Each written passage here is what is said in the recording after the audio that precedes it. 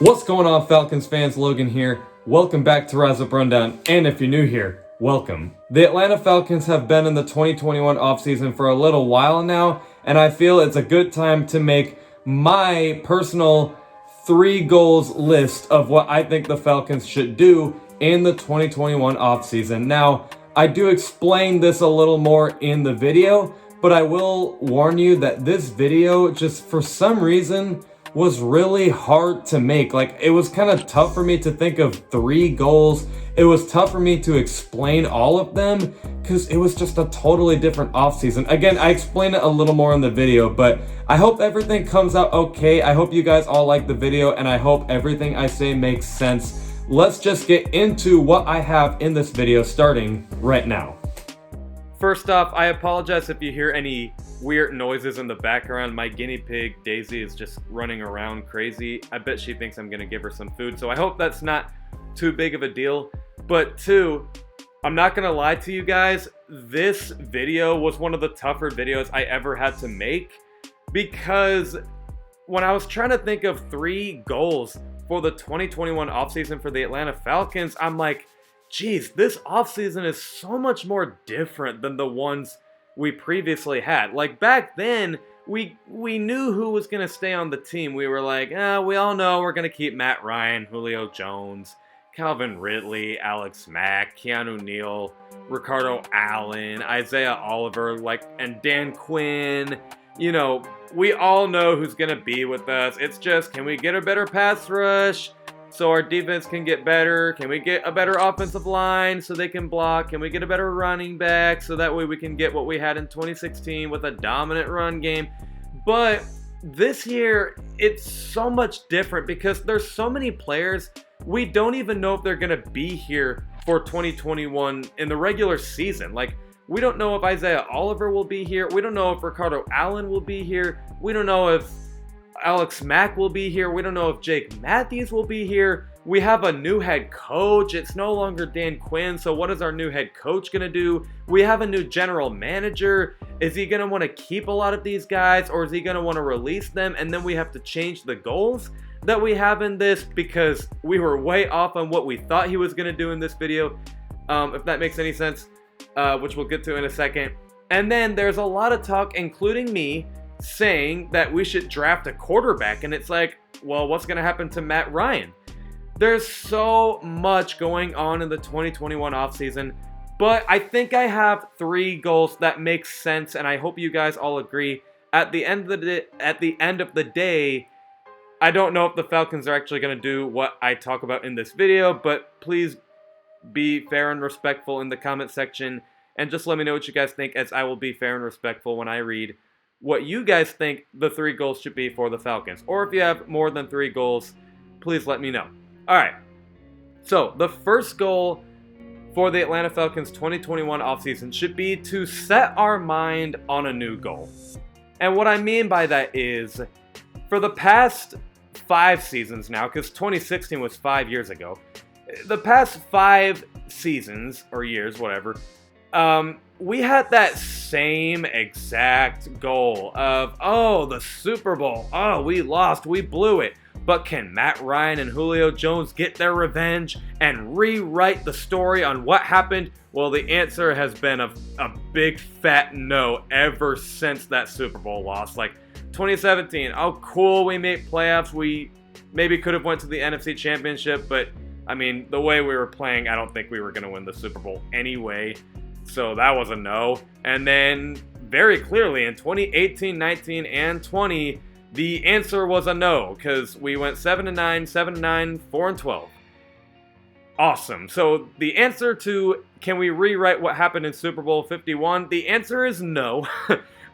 So instead of chasing that same dream, why don't we just, make a new goal, like instead of chasing after something that was 5 years ago and thinking we can rewrite what happened, let's just turn the page and see what's next. Like, I mean, doesn't that sound a lot more stress-free? Doesn't that sound a little more relaxing and happy? I mean, getting revenge after Super Bowl 51, it's just no. Like, the answer is no. Let's do something different. let's no longer be like, okay, well, in 2016, we had this. Let's do that in 2021. In 2016, we had that. Let's do that in 2021. No, we are never going to do what we did exactly in 2016. Let's do something completely different and focus on new things.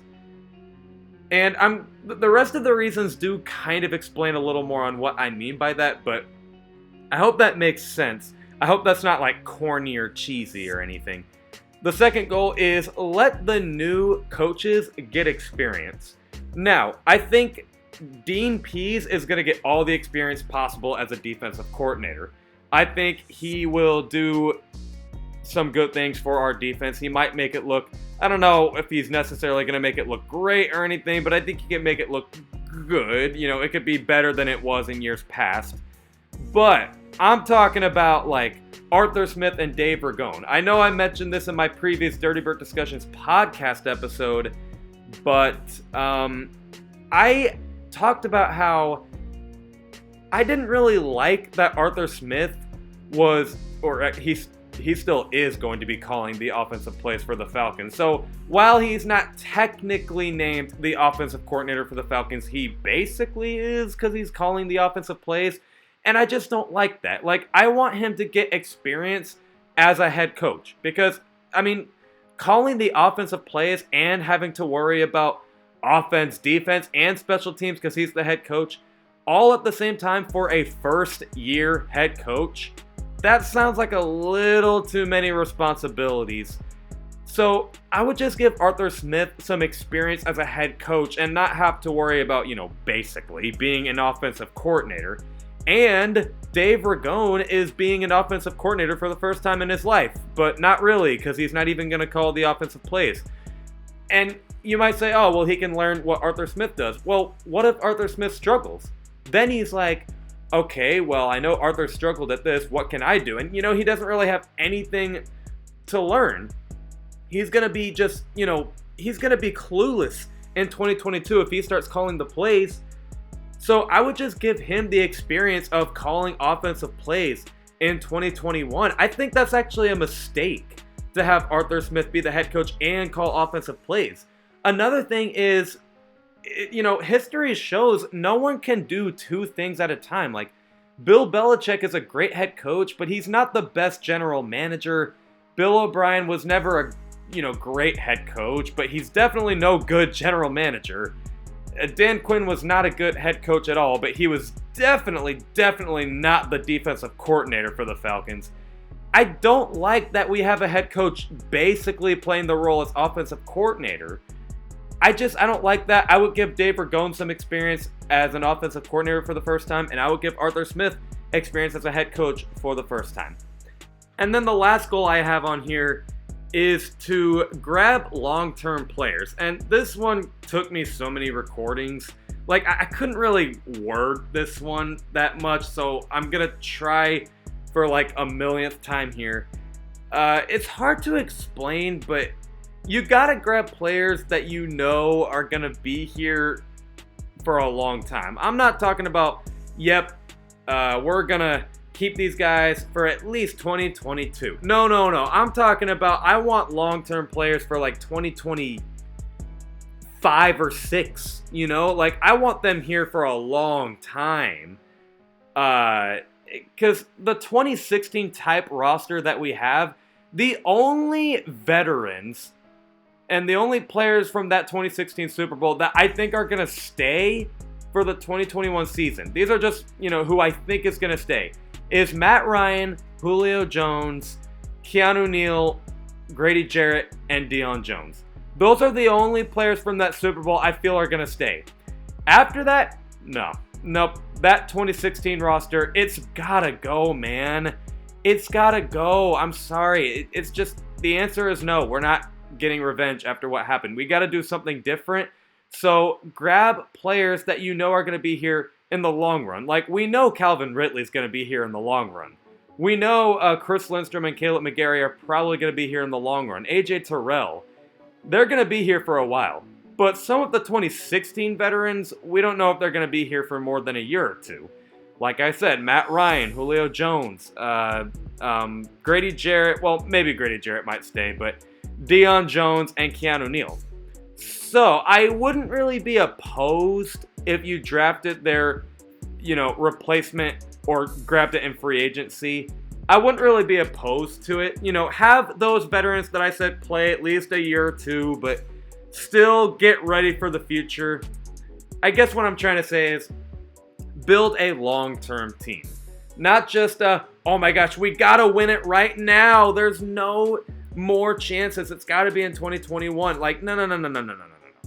Like, I want us to have a winning season, obviously, but I still want to keep players that we know we're going to keep in the long run instead of in 2022, we're like, oh my gosh, like, we know these guys are getting old. What do we do? Well, you got those long-term players that you drafted. Why not use them, I don't know if that makes any sense. I really, for some reason, cannot word this goal. I hope I did it the best I could, but let me know what you guys think in the comments below.